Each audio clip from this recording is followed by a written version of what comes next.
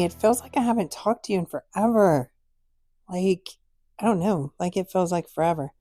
So let's just let's just see where this goes. All right. So we're just gonna do a little recap.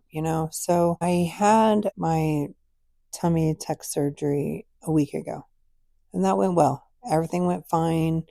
I wasn't in too much pain afterwards.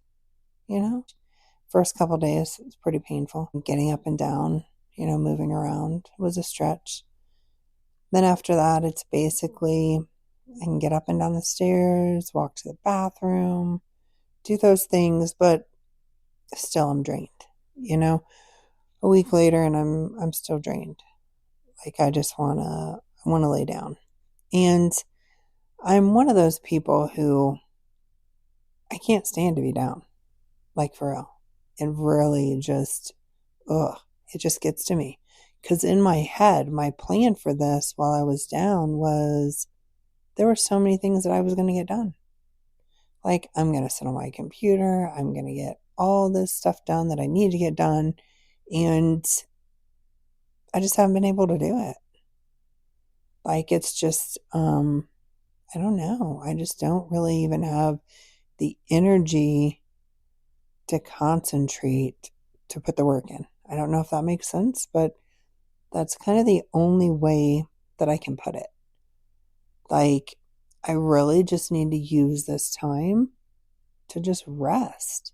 And maybe in another week or so, I'll be able to have the energy to where I can just concentrate. Because sometimes when we're doing things, it is the mental aspect of things that just drains us.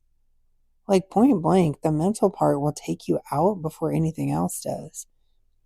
And when I get really focused on something, I need a lot. I need the mental sharpness. I need that like full capacity where I can just concentrate on it and get it done.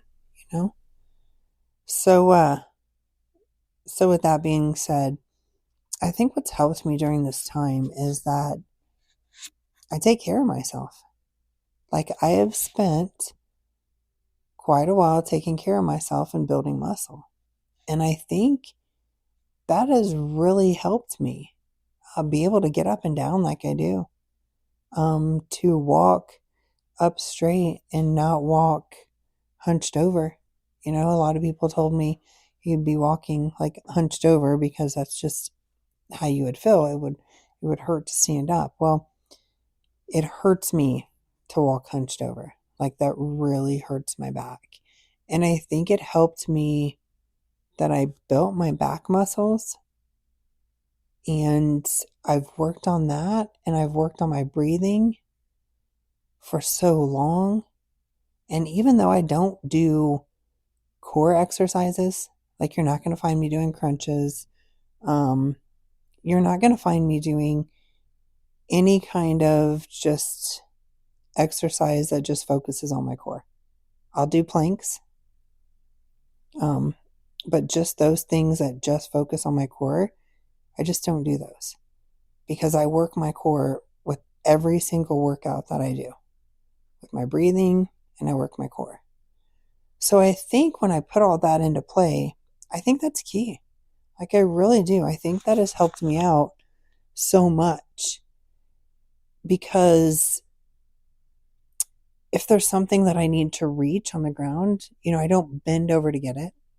I squat to get it, you know? And man, this has just been a process.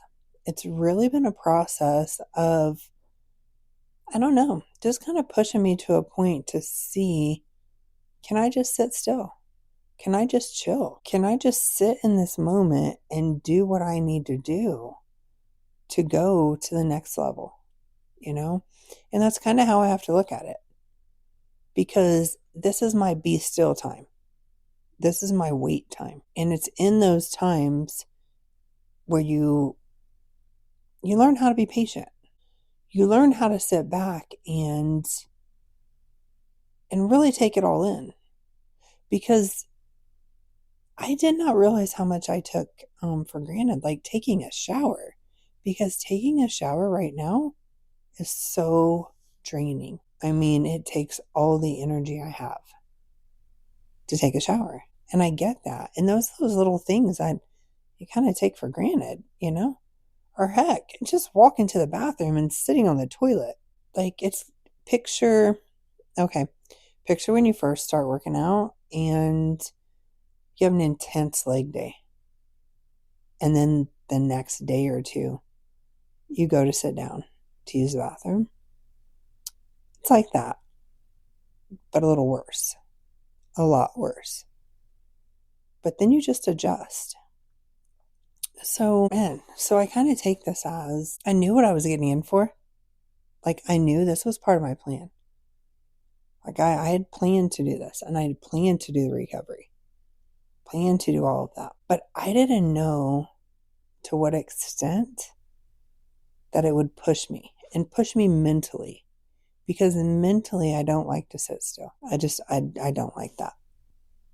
I never have. There's always something in my head that needs to be done that I'm working on. That even if I'm not working it out on paper, I'm working it out in my head and I'm figuring out how it's going to get done. So I think this has given me time to just to put that together and to get a little bit more clear and precise on things, you know? The recovery really isn't that bad. It hurts. I mean, it hurt the first couple of days. Now I'm basically just numb.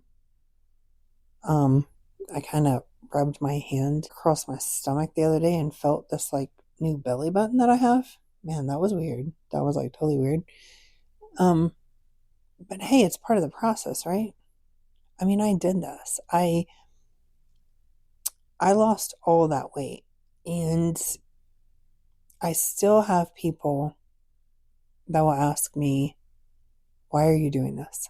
There's nothing wrong with you. Why are you doing this? And I don't get it because I get it, but I don't know how to explain it. The only way I know how to explain it is if I were to take those people and I were to put 100 extra pounds on them, and they would have to carry around the 100 extra pounds.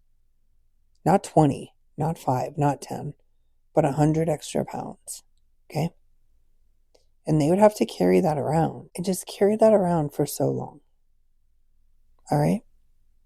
Then all of a sudden, you don't have that anymore. You're not carrying around all that weight. But you look down and you constantly have a reminder of, do you want to have extra skin? That's just like hanging down that no matter what you do, you can't get rid of. It's like stretching a rubber band so far and you're just not going to get rid of it. You know, some of it may tighten up. You know, you may not have lost a whole bunch of muscle. It may tighten up. But you have all this loose skin. And this loose skin is every time you look down, it's like this super reminder of something that you've worked so hard to get where you are. But then there's this reminder shoved in your face constantly that you're never going to be able to take care of this on your own, no matter what you do. Never. And sometimes mentally that can be tough.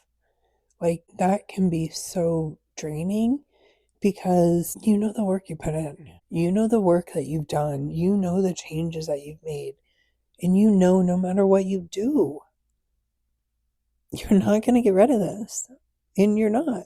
It's not going to happen. And sometimes you start to get down about it and it pops in your head like, oh my goodness, would I rather have all this extra skin just hanging there or just kind of like hanging around, literally? Or would you rather have a stomach again? You know, and those are questions that they pop in your head. And they just do because you think you've worked so hard to get where you are. Like so hard. And then it was like this constant reminder, like how do you put it? It was kind of like I always had like a fat suit on. Like I could take my hands on my hips or whatever, and I could just I could pull this up like it was a legit like fat suit. And I wasn't cool with that, you know? I worked too hard. I've come too far. Like I've done my time, and I will continue to do my time for the rest of my life. So that's not an issue for me, you know?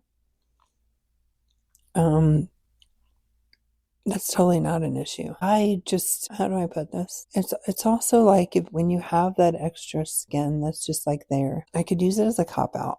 I could use it as an excuse that, whack, I just, had this, it just kind of grew back into this, Like I could use it as an excuse, and I could do that.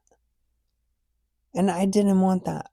I didn't want that. So I struggled with it for so long about, should I do this or should I not do this? And that's just where I come from with it. That's the background behind it, because I've struggled with this for a long time. And I don't make like hasty decisions about things, especially when it comes to like doing things to my body.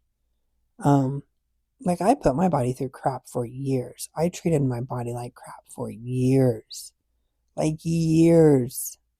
I did that to myself. Nobody else did. It was all me. So to make a life altering decision, to me, was very, very important. And it took a lot of like wrestling with myself back and forth.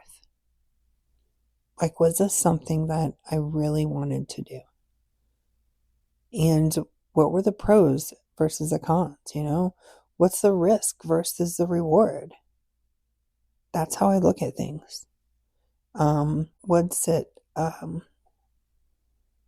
really going to do? And I weighed those things out, and I'm so glad I did it. I'm so glad I did it, because, man, I don't know how you explain it. It's kind of like the final pieces of a puzzle. Like I can continue doing what I'm doing and what I'm always going to do, but this is one thing that is like a weight, like that's lifted off my shoulders. It's not something I have to worry about. It's not something that I have to look down, and it's always there no matter what I do. And so I guess I'm saying all that to say that not everyone is going to understand your decisions that you make. Not everyone is going to agree with the decisions that you make, They're always going to have an opinion, like everyone is. And I've learned that a lot of people will have an opinion about the things that you do, because the things that you're doing are the things that they've really wanted to do for a long time, but they're scared. So that scaredness comes out on you. And it's okay. Like, let them do that. But that's on them. That's not on you. So people can have their opinions, and I'll listen to their opinions. But people's opinions aren't going to affect my decision. My decision's based on my decision. And you're entitled to your opinion. I'm cool with it. Have your opinion all you want. But I don't do things just because, hey, I just want to make this, I just want to do this to make me look better. Or I just want to, it's not about that. It's not about the vanity of it. I mean, maybe like the little person is. I'd be lying if I said it wasn't. But to look down and know that, hey, that matches everything else, and that I don't have an excuse anymore. There's nothing there to grow into, because I can give myself every excuse in the book to go and do something that I don't need to do, or to go back to an old habit of how I used to do things. I can do that. I'm very good at that. But I'm also very good at shutting that stuff down. So this was just another step. And I'm just so thankful. I'm so thankful that I did it. So thankful. I kind of take it as, if I was looking at like getting new boobs or something. To me, for me doing that the risk right now isn't worth the reward because I've never had big boobs. So without it, I'm not like missing anything. You know what I mean? Um, it didn't really impact me in a way that looking down and seeing my stomach like that has impacted me for many, many years.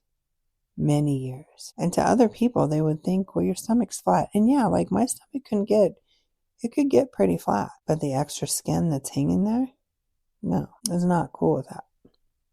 No. So here we go on the next part of this. And man, the next part of this is just going to be so amazing because while I sit here and, it's just 1 week down, I'm already thinking about the next steps and how when I get back in the gym and when I'm able to work out, the steps that I'm going to be able to take to go. Because now, just reaching over my head a little bit kind of hurts. But I'm just thinking of those steps. So you think about you, okay? You think about you and your journey and where you're at in your journey. Where do you want to be? Where do you want it to take you, If you're just doing something because you want a quick fix, you want to just do this for now and you want just this quick fix. It's not going to last. And you know that because you've done that your whole life. And that's why you're in the predicament that you're in.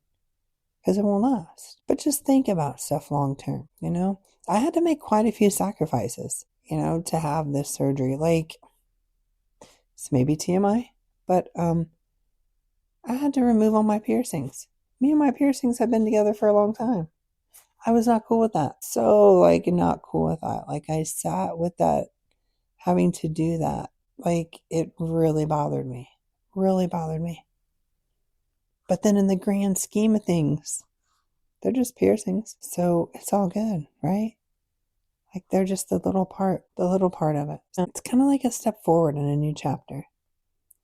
Closing the page, just turning it and moving forward in a couple different ways. And I'm liking it. I'm really liking it. And I'm so ready to embrace it. And I'm so ready to see where this next part goes. So ready for it. Because this is something too that as women, we don't talk about. We don't talk about any of this stuff. I am so amazed with the things that women do and we don't talk about because we're so afraid of judgment. We're so afraid of what someone else is going to think. We're so afraid of what someone else is going to say to us, But those people, why are we letting them take up space in our head? They don't pay rent. They don't pay to stay there. What does their opinion really matter in the grand scheme of things? What does it really matter? I really had to go, not back and forth with my husband, but I had to kind of get him to understand.